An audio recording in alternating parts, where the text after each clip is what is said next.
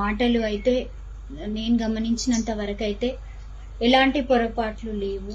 ఎందుకంటే ఆడవాళ్ళ కట్టు గురించి బొట్టు గురించి మాట్లాడారు. నిండుగా సాంప్రదాయంగా బట్టలు వేసుకోవాలి, ఆడవాళ్ళకి ఎక్కడికి వెళ్ళినా కూడా అవమానాలు జరుగుతాయి కదా అనేది ఒక మాట, మంచి మాట నాకు అనిపించింది.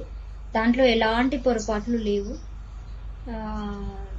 దయచేసి అందరికి ఒకటే చెప్తున్నాను,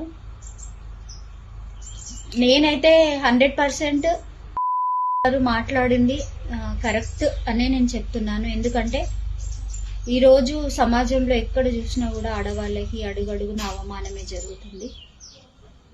ఒకప్పట్లో చూసుకుంటే కట్టు బొట్టు నిండుగా ఉన్న వాళ్ళకి కొన్ని సమస్యలు అనేటివి ఎదురు కాలేదు.